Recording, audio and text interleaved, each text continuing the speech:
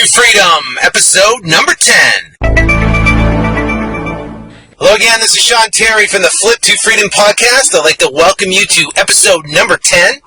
And I'm here to help you escape the 9 to 5 and live the lifestyle of your dreams by learning how you can make an absolute fortune flipping properties in your spare time, even if you're just getting started today. And even if you don't have any cash or credit, you can still become a success.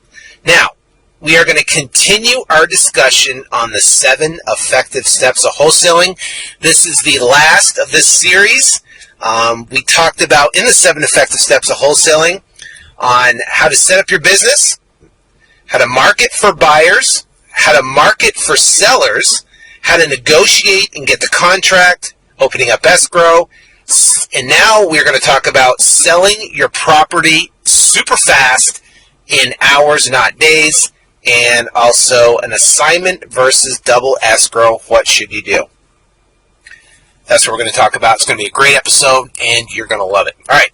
Now, if you'd like to receive my comprehensive blueprint on how you can quit your job in 19 weeks or less, please visit flip2freedom.com. That's flip2freedom.com. On the front page right there, you'll see a video of me, but also, too, you'll see a place where you can enter your email address, and I will email you this report absolutely free. And I'm telling you, this is over 100-page, detailed, specific report on exactly week by week what you have to do to quit your job.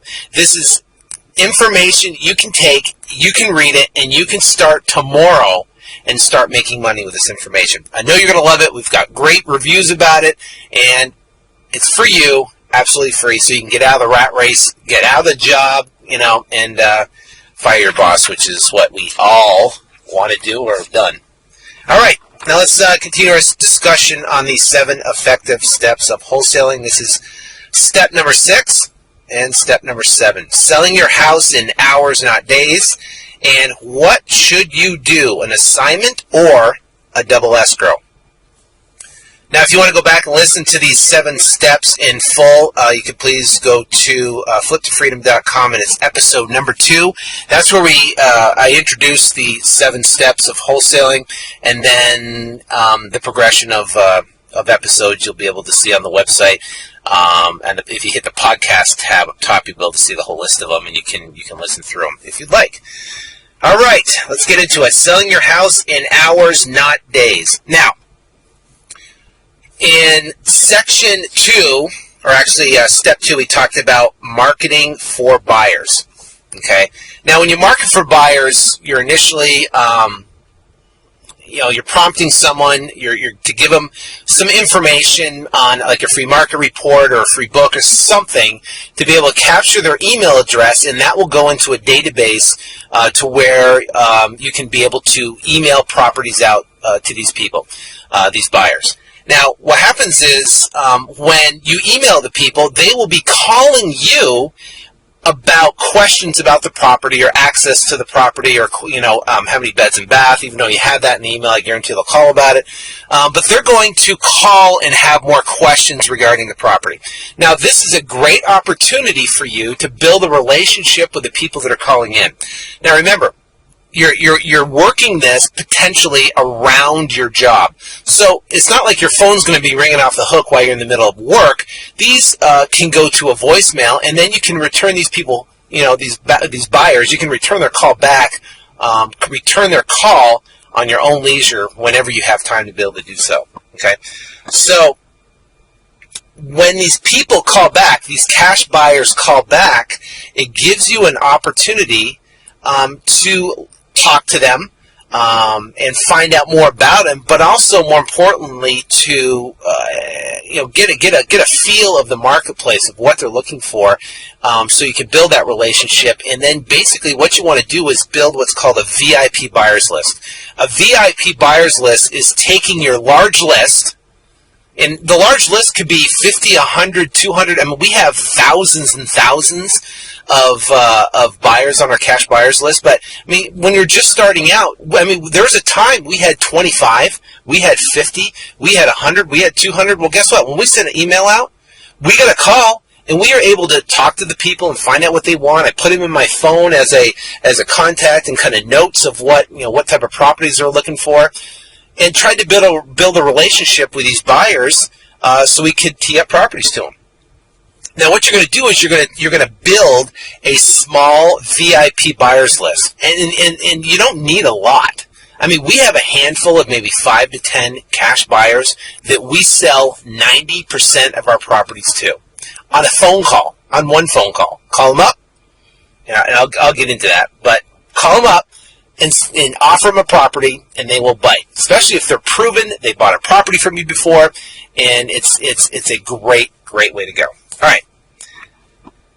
Now, when you are talking to your prospective VIP buyers, there are questions you're going to want to ask, and also be able to write down or have in your phone or somewhere in a database. We use it's a database called Highrise. You can go to highrise.com, I believe it is. It's by 37 Signals.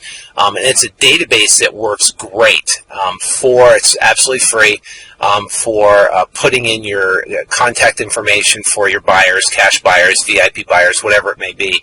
And you can tag those buyers based upon if they want properties at $100,000, they want $150,000, they want high-end houses that are $250,000 to $300,000. You're able to segregate that list and then put it into segment the list and put it into smaller groups, so where you can call these people back. Anyways, so when you ask these the buyers a question, you're going to ask them first off, well, how many properties did they buy a year? This is important because you may have a person, like we have one of our cash buyers that buys 30, 40, 50 properties a year, and he wants to continue to build his business and do more. You want to find out how they will be paying for the property. Are they going to pay cash? Are they going to pay hard money? Do they want to buy it with their 401k? That is extremely important to determine, if you can sell them the property. If you tie up a property that you're going to sell and you have a short timeline for some reason for selling it, instead of having 30 days, let's say theoretically you have 15 days to sell it, which I don't recommend. And if someone wants to use a 401k to purchase a property, then that takes a little bit of time. I'd probably steer away and say, listen, we got to pay either cash or hard money, which can close a lot quicker. What price range are they looking for is imperative.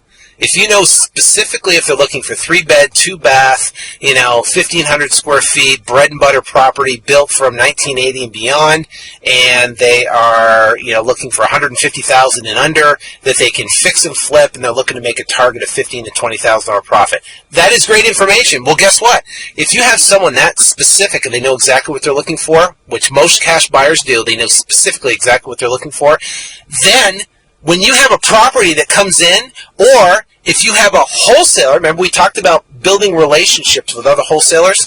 If you find a wholesale property that meets that criteria, then you can tee it up on a phone call to your VIP buyer and sell that property and make a profit. All right. Calling your VIP buyers prior to the release of the property. All right. Let's say you have a property. I'll give you an example. We talked in the last episode where I tied up a couple properties. One was a 3-bed, 2-bath. I tied it up for $47,000. And we had planned to put it out on our website at about $57,000. But what I did is I called one of my VIP buyers and I said, hey, listen, I'll give it to you for $54,000, but you got to close it by Friday. So he said, okay, let me check it out. I gave him the information on the property. He went and looked at it, came back and said, okay, done, I take it, and we're closing. Now, that's great. Now, what I did there is I said, I basically told him, listen, we're going to put it out to the marketplace, and we're going to sell it quick, irregardless. And we're going to put it out there at 57. We'll get at or close to that. But because I value your relationship, VIP buyer, I'm going to sell it to you at slightly cheaper, at $54,000, and, but you got to close quick, and I'm going to give you that deal. Now, he appreciates it because he's going to get a better deal than anybody else is going to get. He appreciates it that he's not going to have to compete with anybody else. He also appreciates it because he gets to get a deal where he can make profit on it. It's exactly what he's specifically looking for. When you give him a slight discount, it helps build that rapport with that person, and they'll be your go-to guy when it comes to properties. Now, here's what I say. When I call up a VIP buyer, I'll tell you exactly what I say. First off, hey there, Bill. Quote, hey there, Bill. I got another smoking deal I tied up, and I think it's right up your alley. The address is blah, blah, blah, blah, 36th Street. The property is a 3-bed, 2-bath, 1,500 square foot home that needs roughly $13K in repairs. I comped the property out roughly $100,000, which is the after repair value, and you can buy it from me for $54,000. The lockbox code is blah, blah, blah. I'm putting it out to my buyers list tomorrow AM, so let me know ASAP. I know it will go super fast. Now, that's it. It's a quick call. Here's how you get in. Here's the price. Here's the repairs. Here's what I think it's worth. And when I'm going to be putting out. Now, why do I put that tidbit in there? We also talked about negotiating with sellers. Well, negotiating with sellers is very similar to negotiating with buyers. There's a desire for gain. That's a trigger, a motivation trigger. And there is fear of loss, and that is a motivation trigger. So what I did is I basically teed up the property, which is desire for gain, that he can buy a discount property and he can get it that nobody else knows about. He's one of the first ones to be able to get a look at it. And fear of loss is that I need a decision before tomorrow AM because I'm going to put it out and I know I'll sell it fast. So he's thinking, wow, I'm getting a great deal, but guess what? I got to give an answer ASAP on this thing, and I got to find out, look at it and give my 2 cents back on this thing and let him know if I'm going to take it, because as soon as it hits the market, this thing's going to be gone. And that's what typically happens. If we don't sell it to on a couple phone calls to our VIP buyers, we'll stick it out on our site, and through our marketing mechanisms, which we'll go here in a second, we sell the property, like I said, super quick. So, desire for gain and fear of loss are the two biggest trigger motivations to get people to make a commitment. Okay? Now, let's talk about broadcasting your property to the world. So, you've called your VIP buyers on the property, they passed on the property, and now you want to broadcast it to the world. What methods can you use to get it out there and get as many eyeballs on that property as possible? First one we use, which I think our company that we here in Arizona, we're one of the only wholesale, or even anybody that I know, that used what's called text alerts. And a text alert, which is text marketing, and a text, you have a phone and you text back and forth, right? We used what's called text alerts, and we use a company called Web SMS from Message Media, and they're incredibly cheap, very reasonable, and it's a web-based tool, and you just plug in your cash buyer's name, their cell phone, and that's it. And then press add to cash buyers list, and then you can type a message in to your cash buyers, and it'll be text to them, and they get the information instantly. Now, why I like text a lot better than email is text, there's literally a 100% delivery. When it comes to email, there's spam blockers, there's junk mail folders, there's yada yada yada, all the stuff that could stop your message from reaching your buyer. With a text, it's delivered right there and it's an immediate. And the good thing I like about, and I've tried a couple other services, but the thing I like about Web SMS is that a person can reply back. I've had people reply back and say, hey, how many bed and bath is it? Even though we try to put that in there. Or they reply back and say, stop texting me. I moved out of state, so I'm not looking for those properties anymore. Now, you want to get people's permission to do that. Now, what we typically do is we send an email out saying, hey, if you'd like to get on our VIP buyers list, then please reply back with your text, your cell phone number, and we will add you to our text alerts. And text alerts go out first, and you'll get notified first. And people will reply back.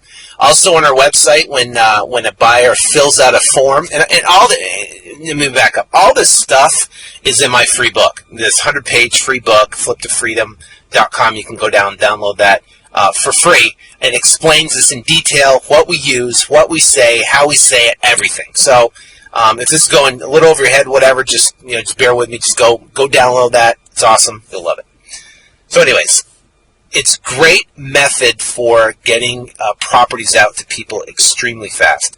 The next thing we use is email blast, and we use AWeber or Constant Contact to deliver our email messages. And I actually give you in my book an actual email message that we use that has a great response for people to respond back to buy properties.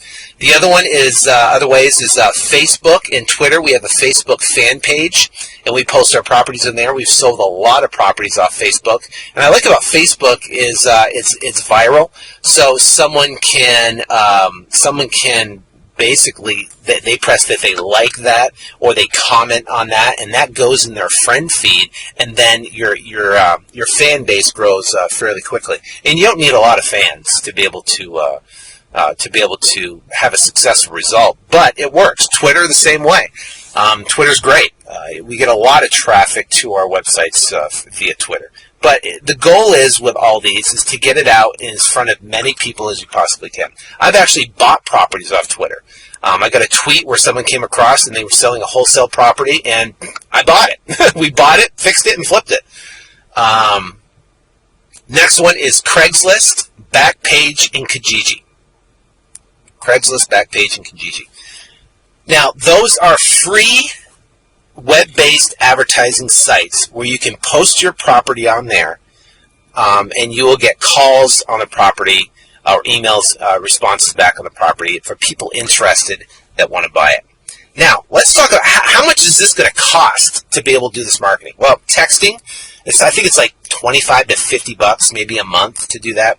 AWeber is $19 a month. Facebook and Twitter, free. Craigslist, free. So it's extremely cheap to be able to build a buyer's list, call these VIP buyers back, and also to broadcast your message, broadcast your property out there. It's extremely cheap to do it, but it's highly, highly effective. Now, when you do all these different things, we usually put the text out, send the email out, and we actually post it on Facebook, which is linked to Twitter. That automatically goes out, and then we stick it on Craigslist, Backpage, and Kijiji. We all can do that in a matter of, say, a half hour. We can put that out, or not even 20 minutes, and it will broadcast it to everybody, and everybody will know about the property. And you'll either get emails back, and your phone will start ringing for people wanting more information, if it's a good deal. If it's a good deal. Now, I talked in the previous episode on what's a good deal. I'm going to tell you again what a good deal is. A good deal is a property that is 70% of the after repair value less repairs. If you can get a property under that price, you'll be able to sell it extremely fast and make a profit. Give an example. $100,000 house. Well, 70% is $70,000. $10,000 of repairs, well, that's $60,000. You want to make a $10,000 profit, you got to get it at $50,000. You get a contract under $50,000, you turn around and sell it to a cash buyer for $60,000. You've got no money out of pocket except whatever marketing you've done, and you can make a $10,000 profit. And you can do that over and over and over and over again. All right, getting off subject here. Okay, now, you put all the information out. When people call and they leave a voicemail for you, you're going to be able to call them back, right? And you got to figure out what to say, And you got to remember, fear of loss is the ticket.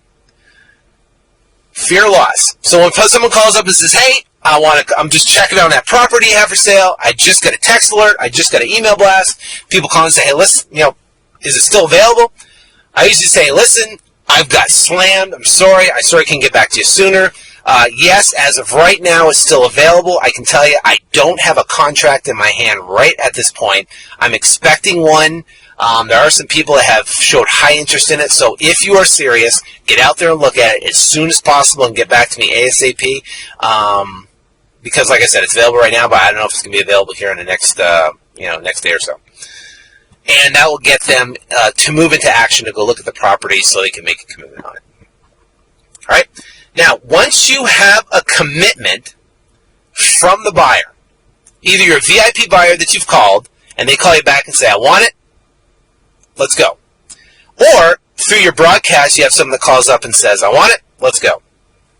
You want to find out, number one, that they're paying cash or hard money so you can close quickly.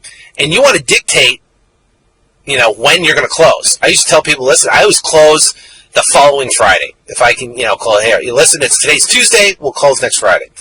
Gives them, time to line up, give the title report, pull everything together to get everything closed. About a week and a half to close. So once you have a commitment, though, set the appointment with the buyer, with a cash buyer, and meet them for lunch. Or meet them if you have a break from work, meet them for lunch. After work, meet them after work at Starbucks or something like that, and sit down with them and have the pre-written contract already written up, ready to go. You're going to collect a $2,500 or higher non-refundable deposit in either a form of a cashier's check. I like cashier's check myself, or a personal check if you've done multiple deals with them. The cash buyers that have done multiple deals with that are on our elite VIP buyers list there, they just write me a personal check that, or write the title company a personal check, and we just sign the contract and we're good. When it comes to a new person that I've never done a deal with, then I want a cashier's check for $2,500 non-refundable. Now, why would you set an appointment with this buyer? Well, we talked about earlier, you want to build a relationship. Sit down with them, talk to them, find out what they want, find out what their goals are, and if you can help them accomplish their goals by fixing and flipping properties, finding properties, fixing and flipping them, well, then guess what? If you help them achieve their goals by doing, say, 20 properties a year, well, guess what? That's going to help you accomplish your goals. And like I said, you only need a handful of cash buyers. If you've got 5, 7, 10 cash buyers that all want to buy 10 to 20 properties a year, well, that's 200 properties a year. And if you're buying and selling 200 properties a year, and you just to fill these guys' need, you are making more money than you even could fathom. So you don't need a lot. 5, to 10 good ones or so. Now, at the appointment, you're going to sign the sell-side purchase contract and collect the $2,500 non-refundable EMD that we talked about. So you're going to sit down with them, get everything signed, get everything done, get the contract, pay for lunch, give them thanks, find out what they're looking for, and then you can then take the contract and the check to your escrow officer, your closing agent, closing attorney, whatever you have in your state, and then you can, now you're going to let them know what you want to do. Should you do a double escrow, or should you do an assignment of contract? And kind of give them guidance of which way you want to go with it. Now, for those who don't know what a double escrow is, I'm going to give you what basically the Wikipedia definition of a double escrow, so you understand what it is. Here it is. A double escrow is a real estate transaction involving two contracts, one buy side, one sell side, at two different prices with two different buyers on the same property, closing escrow the same day. A double escrow, is in another term, is called a simultaneous close, where you're going to do a close on the exact same day. At close of escrow, all parties, lenders, sellers, buyers, and brokers are informed of all parties involved that all monies that change hands. So basically, everyone's going to be informed. Everything's going to be disclosed. Nothing's going to be hidden. Double escrows are totally legal, and all processes with them must be disclosed by either the originator of the deal, you, or by the closing escrow officer. So, if we're going to do a double escrow, we usually, I just tell our buyers, listen, we're probably going to do a double escrow on this one, and it's fine. Double escrow means that just like I said, you have a buy side contract, and you have a from your motivated seller, and then now you have a sell side contract. So essentially, and then you're going to sell the property to the buyer. The buyer, your cash buyer, is going to bring 100% of the funds in. In our theoretical example, the property's worth 100. 70% of 170,000 minus 10,000 in repairs is 60,000. Our sell price is 60,000. Theoretically, let's say we tied it up for 50,000. That means we have a contract with a seller at $50,000. We have a contract with our cash buyer at $60,000. He's going to bring in 60,000 plus closing costs to the closing table. And that 60,000, of which 10,000 goes to you, and the 50,000 goes to your seller. How much money is out of your pocket? None. Absolutely none. How much money is out of the cash buyer's pocket? 60,000. How much does the seller get? They get their 50,000. Everybody's happy. This guy gets a below market property. The seller gets the headache of his property off the back, and you make $10,000. All 100% legal, and it's all disclosed. Now, we typically do a double escrow if the profit is $10,000 or more. Now, let's talk about assignment contract. An assignment contract is when you are essentially selling the contract. You're selling it. So, how's that work? And we usually do an assignment contract if it's 10,000 or less, right? The double escrow, 10,000 more. Assignment contract, 10,000 or less. Now, why do we do this? I'm going to tell you why. If you have a profit, let's say theoretically, of $20,000, and we've had deals, $20,000 deals. We've had $250,000 deals. But let's just talk about this. Let's just talk about $10,000 deal. You have a $10,000 deal. What happens is when the buyer comes in, he'll be able to see on the HUD, which is the transaction detail, that there's a $10,000 profit. But he's been all through the whole process of getting the money there, wiring the funds, getting everything ready, getting ready to close, getting it all done. It's very unlikely for a buyer to haggle any price right when they're at the closing table signing docs. With an assignment is you're going to have your cash buyer sign an assignment paperwork. And assignment paperwork typically shows what your assignment price is. It opens up room for negotiation. Because if you're sitting down with this buyer and he's going to buy the property with cash and he's going to put the money in to fix it up, he's going to put the money in to hold on to it, he's going to pay whatever money fees he has, he's going to hire what do they call it? A real estate agent. Yeah. So he's going to hire a real estate agent, and he's going to list the property. He's going to sit on it for how long it ever takes. And he's going to turn around and sell it, and he's going to take the risk. He's going to have to go through the appraisal. He's going to have to go through the inspection reports, yada, yada, yada. He's going to have to do all that stuff to be able to sell his property and to make a profit. Now, let's say his target profit is to make $20,000, but you, in turn, contracted the property on a Tuesday, and you sold it on the following Friday, and you're going to make a profit of $20,000, well, guess what? And you're going to do it via an assignment and say, here, I'm going to assign you this property, and I want to make $20,000. It opens up room for negotiation for the buyer to potentially say, wait a minute here, you're going to make $20,000 off me on this property, and you're taking no risk, and you only tied it up for a week. See, they don't understand the marketing time, the energy, the phone calls you've taken, how many deals you had to go through, everything before you had to get that specific deal. They don't understand that. All they think of is you're making $20,000 off me. That's what they're thinking. But when they get down to the closing table and they've got everything all prepared and done, yes, it's all disclosed, but there's less room for haggling or anything right when they're at the closing table.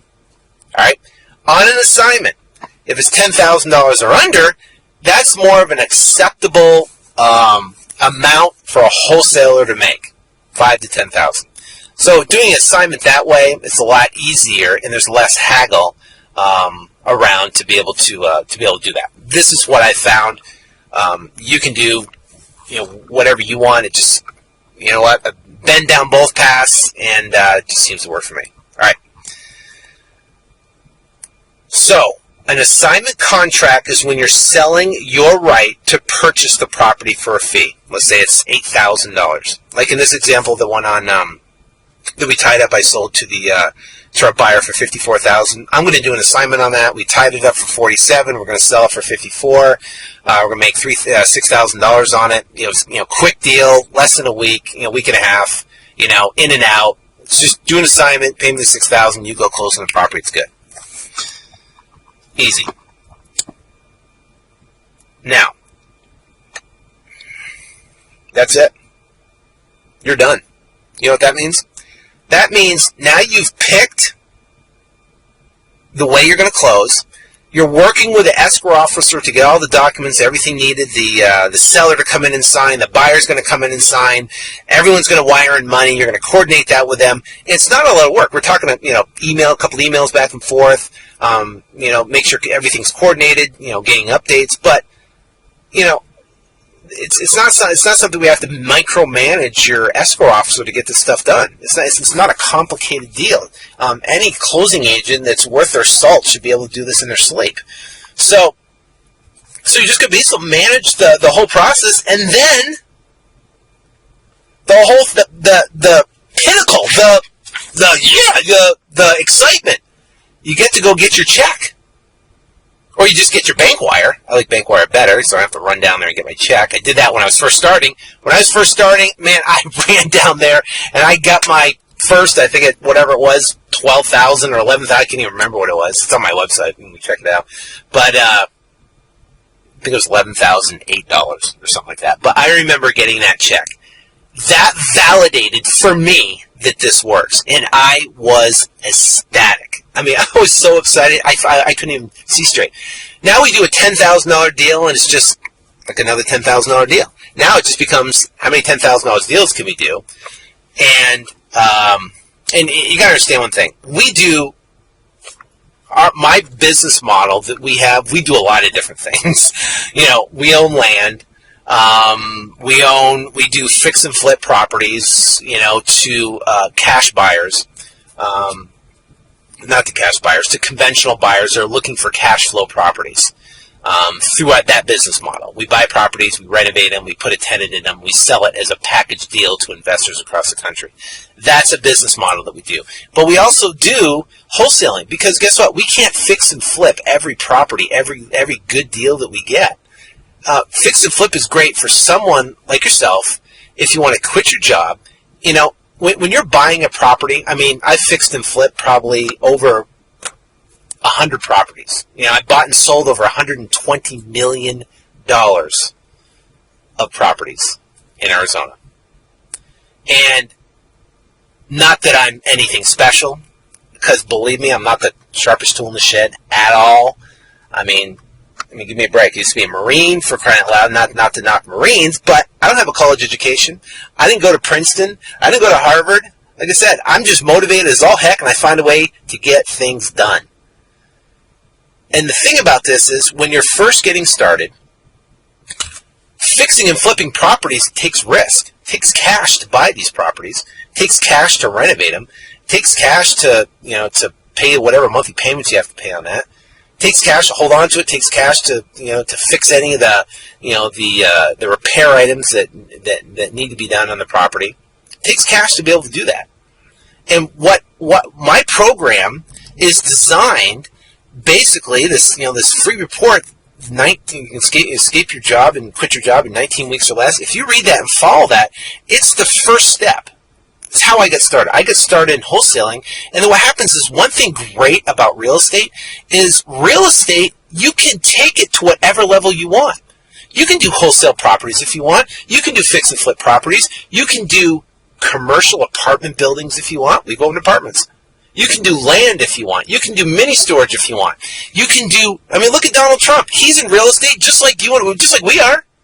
But he does $100 million deals. There is no limit to what you can do. This is an easy entry point. The entry point to getting started in this is extremely simple. To get your feet wet, risk minute amount of, literally just on marketing cost. We talked about how much stuff will cost. And you can get success. You make your first check. you get that validation that you can do it. And then you do it again. And then you get better at it, and you do it again. And then you get a bigger buyer's list, and you sell it again. And you build a learning process of doing these properties, and then you get your year's worth of income. Like if you listen to my past episodes, the goal is for you to quit your job. Tell your boss you're done, walk out, and be free. That's the goal. Freedom. Flip to freedom. That's the goal. So you never have to work again, and you can be done with working for the man. The only way that's going to happen, that I recommend, is to be able to have 1 year's worth of your income in the bank. And you've made that money from flipping properties in this method we're talking about right now.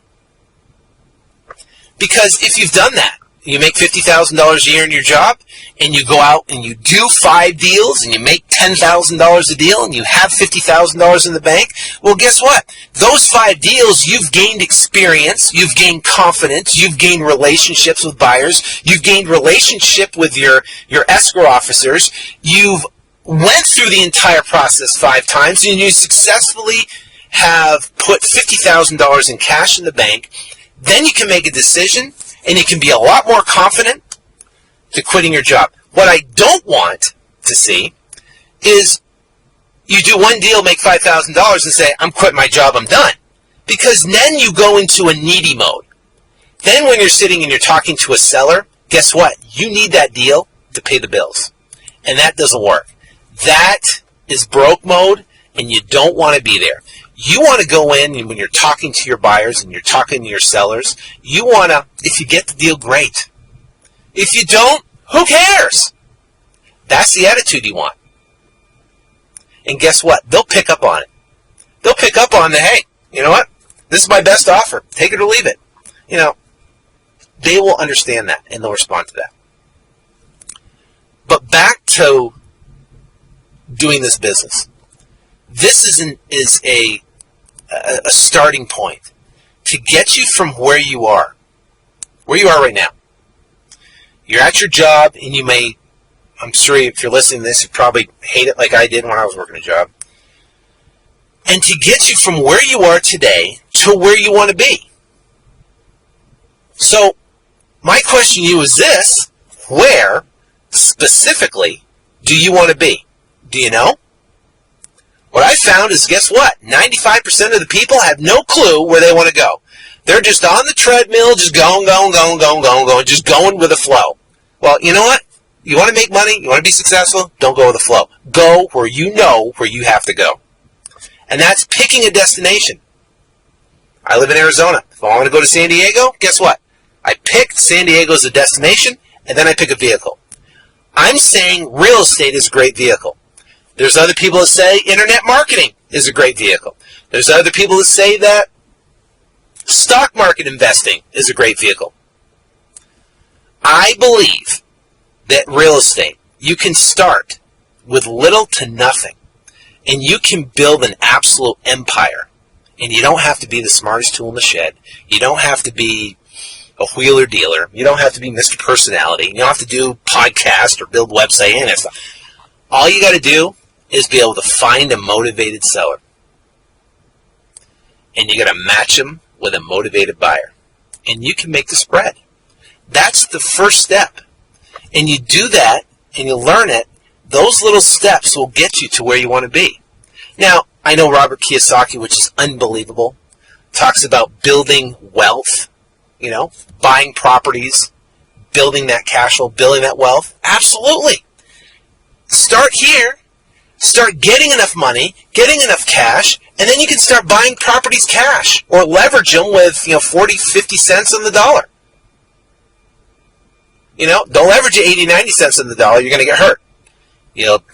Leverage them, put a loan on them for 40%, put a loan on it 50%, make sure the thing cash is full as like a cow. That's a good deal. But don't leverage it like to the hilt. That's not the good thing. Cash is king.